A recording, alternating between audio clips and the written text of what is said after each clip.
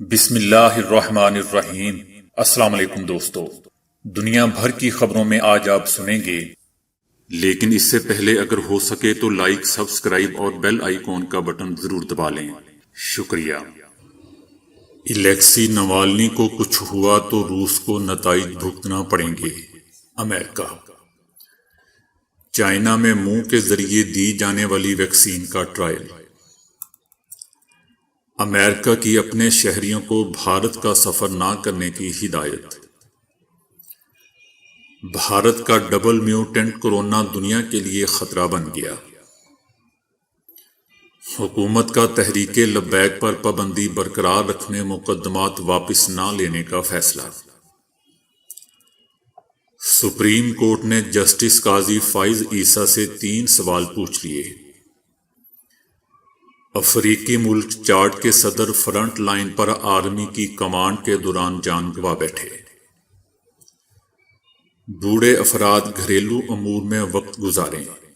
تو آئیے چلتے ہیں اب خبروں کی تفصیل کی جانب۔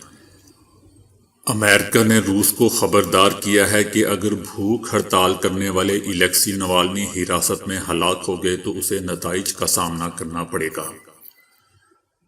نوالنی کے معالجوں کی جانب سے یہ بیان سامنے آنے کے بعد کہ صدر پیوٹن کے سب سے نمایاں ناقد کسی بھی وقت مر سکتے ہیں، امریکی صدر جو بائیڈن کے قومی سلامتی کے مشیر نے کہا ہے کہ امریکہ نے خبردار کیا ہے کہ اگر وہ مر گئے تو روس بین الاقوامی برادری کو جواب دہ ہوگا۔ فرانس، جرمنی اور یورپی یونین اتوار کو نوالنی کی حالت زار پر بین الاقوامی سطح پر احتجاج کا حصہ بنے تھے۔ نوالنی کی ٹیم نے اتوار کو اعلان کیا تھا کہ وہ بدھ کی شام پیوٹن کی جانب سے قوم سے خطاب کے بعد ملک بھر میں وسیع پیمانے پر احتجاج کریں گے۔ نوالنی کے دستے راز سمجھے جانے والے لیونڈ وولکو نے کہا ہے کہ اب عمل کرنے کا وقت ہے۔ ہم صرف نوالنی کی رہائی کے لیے ہی نہیں بلکہ ان کی زندگی کے بارے میں بھی بات کر رہے ہیں۔ دوستو، یاد رہے کہ حزب اختلاف کے 44 سالہ رہنما الیکسی نوالنی جو روس میں زیر حراست ہیں، اس نے کمر درد اور ہاتھوں اور ٹانگوں میں حساسیت ختم ہونے کی شکایت کرتے ہوئے مناسب علاج کا مطالبہ کیا تھا، جسے مسترد کرنے پر انہوں نے بھوک ہڑتال کر دی تھی۔ ان کے ڈاکٹرز کا کہنا ہے کہ ان کے مریض کی حالت ابتر ہوتی جا رہی ہے اور وہ کسی بھی وقت مر سکتے ہیں۔ ان کے جسم میں پوٹاشیم کی مقدار میں اضافہ ہو رہا ہے جس کی وجہ سے انہیں دل کا دورہ پڑ سکتا ہے۔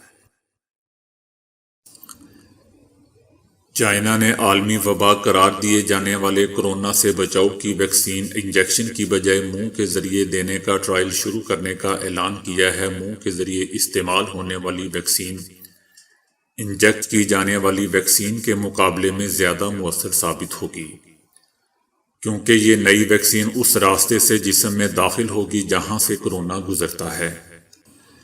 یہ اعلان کینسینو بائیولوجکس کے شریک بانی اور چیف ایگزیکٹو شیونگ یو نے کیا ہے۔ کینسینو نے اس ویکسین کی تیاری کے لیے بیجنگ انسٹی ٹیوٹ آف بائیو ٹیکنالوجی سے اشتراک کیا ہے۔ کینسینو کی ایک تیار کردہ ویکسین ایڈ5N کو چائنا اور پاکستان سمیت متعدد ممالک میں استعمال کے لیے منظوری دی جا چکی ہے۔ منہ کے ذریعے استعمال ہونے والی ویکسین اینٹی باڈیز یا ٹی سیلز کو متحرک کر کے اضافی تحفظ فراہم کر سکے گی۔ اگر حفاظتی تہیں ناکام ہو جائیں اور کورونا جسم کے اندر گہرائی میں پہنچ جائے تو بھی مدافعتی نظام کے دیگر حصے کورونا کے خلاف لڑ سکیں گے۔ کمپنی اس ویکسین کی تیاری کے لیے وہی حکمت عملی اختیار کر رہی ہے جو منہ کے ذریعے دی جانے والی ٹی بی ویکسین کی تیاری کے لیے استعمال ہوتی ہے۔ امریکہ نے اپنے شہریوں کو بھارت کا سفر نہ کرنے کی ہدایت جاری کر دی ہے۔ بھارت میں کورونا کیسز میں اضافے کی وجہ سے ہدایت جاری کی گئی ہے۔ گزشتہ روز بھارت برطانیہ کی سفری پابندیوں کی ریڈ لسٹ میں شامل کیا گیا تھا۔ گزشتہ روز بھارت میں ایک دن میں ریکارڈ کورونا کیسز سامنے آئے تھے۔ عالمی وبائی ماہرین کا کہنا ہے کہ اب تک کم از کم 10 ممالک میں پھیلنے والا بھارت کا ڈبل میوٹنٹ کورونا دنیا کے لیے ایک نیا خطرہ بن چکا ہے۔ جبکہ بھارتی حکومت اس معاملے میں ذمہ داری کا ثبوت دینے کو تیار نہیں ہے۔ ٹیلی گراف، بلومبرگ اور فرسٹ پوسٹ سمیت مختلف بین الاقوامی ویب سائٹس نے عالمی ادارہ صحت اور بھارتی وبائی ماہرین کے حوالے سے بتایا ہے کہ کورونا کی بھارتی قسم کو دنیا بھر میں تشویش کی نگاہ سے دیکھا جا رہا ہے۔ بھارتی قسم کو ڈبل میوٹنٹ بھی کہا جاتا ہے کیونکہ اس میں دو ایسی تبدیلیاں دیکھی گئی ہیں جو اس کے پھیلاؤ کو تیز رفتار بنانے کے علاوہ ممکنہ طور پر اس کی ہلاکت خیزی میں بھی اضافے کا باعث ہے۔ گزشتہ 24 گھنٹوں کے دوران بھارت میں 2,73,810 نئے کیسز جبکہ مزید 1,619 اموات ریکارڈ کی گئی ہیں۔ ماہرین کو ڈر ہے کہ بھارت میں کورونا کے بڑھتے ہوئے کیسز میں زیادہ کردار اسی ڈبل میوٹنٹ کا ہے۔ بھارتی ڈبل میوٹنٹ پہلی بار گزشتہ برس کے اختتام پر رپورٹ ہوا تھا، لیکن مودی سرکار نے جان بوجھ کر اسے نظر انداز کیے رکھا۔ تب سے لے کر اب تک Australia, Belgium, Germany, Ireland, New Zealand, Singapore, برطانیہ اور امریکہ سمیت کم از کم 10 ملکوں میں بھارتی ڈبل میوٹنٹ کورونا کی موجودگی کی تصدیق ہو چکی ہے۔ بھارتی حکومت مسلسل انکاری ہے کہ ڈبل میوٹنٹ وہاں کورونا کی تازہ اور شدید لہر کا باعث ہے، لیکن دوسری جانب کورونا کی مختلف اقسام کے پھیلاؤ پر نظر رکھنے والی ویب سائٹ outbreak.info سے پتہ چلتا ہے کہ اپریل کے پہلے 2 ہفتوں میں کورونا کے نئے کیسز میں 52% تک کی وجہ یہی میوٹنٹ یعنی L452R ہے۔ بھارت میں کورونا کی حالیہ لہر میں کورونا سے خاص طور پر نوجوانوں کی بڑی تعداد متاثر ہو رہی ہے۔ بھارتی ڈبل میوٹنٹ میں ایک تبدیلی پر امریکہ میں ہونے والی تحقیق سے پتہ چلا ہے کہ اس کی وجہ سے کورونا کے پھیلاؤ کی شرح میں 20% تک اضافہ، جبکہ کورونا کو نکارہ بنانے والی اینٹی باڈیز کی اثر پذیری میں 50% تک کمی واقع ہوئی ہے۔ کورونا کے عالمی ماہرین کا کہنا ہے کہ بھارتی ڈبل میوٹنٹ میں انتہائی خطرناک کورونا کی تمام خصوصیات ہیں، لہذا اس پر نظر رکھنا بہت ضروری ہے۔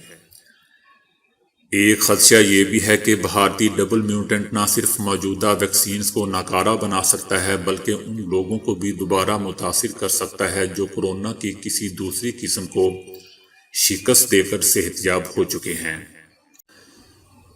حکومت پاکستان نے تحریک لبیک پر پابندی برقرار رکھنے اور مقدمات واپس نہ لینے کا فیصلہ کیا ہے۔ حکومت قومی اسمبلی میں قرارداد پیش کرنے جا رہی ہے، تاہم تحریک لبیک پر پابندی ختم کرنے کا کوئی فیصلہ نہیں ہوا اور ٹی ایل پی کل عدم جماعت اور اس پر پابندی برقرار رہے گی۔ ٹی ایل پی کارکنان پر 302 کے مقدمات بھی واپس نہیں لیے جا رہے ہیں، تاہم ٹی ایل پی سربراہ سعد رضوی کو ایم پی او کے تحت رہا کیا جا رہا ہے۔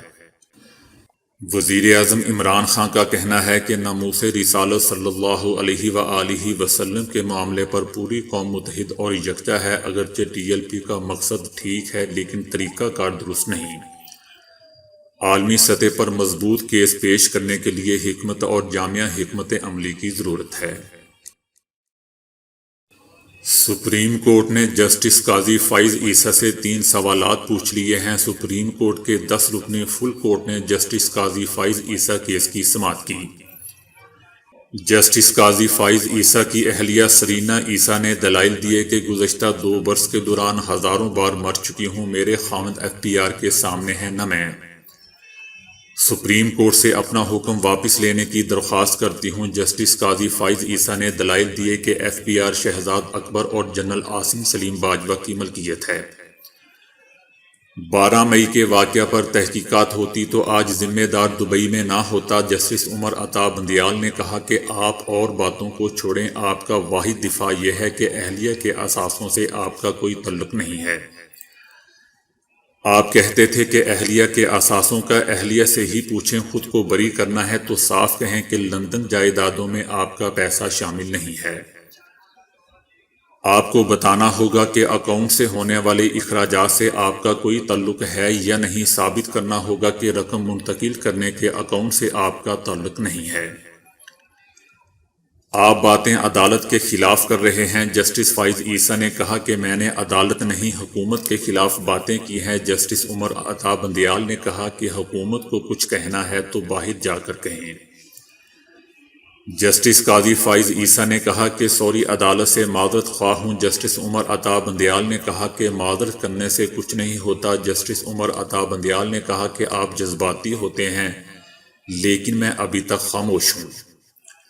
جو آپ سے پوچھا جائے کل سوچ کر اس کا جواب دیں۔ سپریم کورٹ نے جسٹس قاضی فائز عیسیٰ سے 3 سوالات پوچھے ہیں کہ کیا جسٹس قاضی فائز عیسیٰ اپنی اہلیہ کے بینک اکاؤنٹ سے مکمل لاتعلق ہیں؟ بیرون ملک جائیدادیں خریدنے کے لیے جو رقم باہر بھیجی گئی، کیا جسٹس قاضی فائز عیسیٰ کا اس سے کوئی قانونی تعلق نہیں ہے؟ کیا جائیداد کی خریداری کے لیے جو اخراجات کیے ان کا جسٹس قاضی فائز عیسیٰ سے کوئی تعلق نہیں ہے؟ افریقی ملک چاڈ کے صدر ادریس دیبی باغیوں سے برسر پیکار اہلکاروں کی حوصلہ افزائی کے لیے فرنٹ لائن کے دورے کے دوران زخمی ہونے کے بعد چل بسے۔ صدر نے اپنی آخری سانسیں بھی ملک کی سلامتی اور حفاظت کے لیے وقف کر دیں۔ وہ آخری وقت تک ملک کی آرمی کے ہمراہ فرنٹ لائن پر موجود تھے۔ صدر ادریس دیبی فرنٹ لائن کے دورے پر تھے جہاں آرمی لڑائی کر رہی تھی۔ اسی دوران صدر زخمی ہونے کے بعد دم توڑ گئے۔ صدر کی اچانک موت کے بعد ملک کی سربراہی کی ذمہ داری ان کے 37 سالہ صاحبزادے محمود ادریس سنبھالیں گے، جو 4 اسٹار جنرل بھی ہیں۔ واضح رہے دوستوں کہ ادریس دیبی 1990 سے ملک کے صدر ہیں اور اپنی موت سے ایک روز قبل ہی انہوں نے ایک بار پھر صدارتی الیکشن میں کامیابی حاصل کی تھی۔ بوڑھے افراد گھریلو کاموں میں مشغول رہ کر اپنی دماغ اور جسم کو تندرست رکھ سکتے ہیں۔ اگر آپ کے گھر میں بزرگ ہیں تو انہیں گھریلو کام کاج کرنے دیں، کیونکہ اس سے ان کی دماغی صحت بہتر رہ سکتی ہے۔ ایک حالیہ مطالعے سے معلوم ہوا ہے کہ اگر بزرگ افراد اپنے گھریلو کاموں کو دلجمی سے انجام دیں تو ان کا دماغی حجم بڑھاپے کے باوجود برقرار رہ سکتا ہے، اور یہی دماغی صحت یادداشت اور ذہنی افعال کی وجہ بھی ہوتا ہے۔ عام طور پر بیٹیاں اپنے بزرگ ماں باپ، دادا دادی یا نانا نانی وغیرہ کو کسی کام میں ہاتھ نہیں لگانے دیتی، انہیں آرام کرنے کا مشورہ یا فورس کرتی ہیں، لیکن ماہرین کا کہنا ہے کہ بزرگوں کو گھریلو کام کاج کرنے دیں۔ سائنسدان پہلے سے ہی جانتے ہیں کہ ورزش سے دماغ پر مثبت اثرات ہوتے ہیں، لیکن ان کی تحقیق نے پہلی مرتبہ یہ ثابت کیا ہے کہ گھریلو امور کی انجام دہی کے دماغ پر بہت گہرے اثرات مرتب ہوتے ہیں۔ غیر اہم گھریلو سرگرمیاں بھی بوڑھے خواتین اور حضرات میں ڈیمنشیا اور دماغی امراض روکنے کے طریقے کے طور پر استعمال کی جا سکتی ہیں۔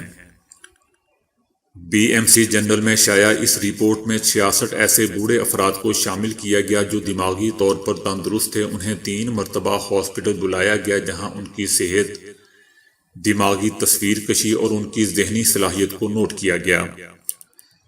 اس دوران تمام شرکاء سے گھریلو امور کے بارے میں بھی پوچھا گیا، جن میں باغبانی، سودا سلف لانا، مرمت اور بچوں کی نگرانی وغیرہ شامل تھی۔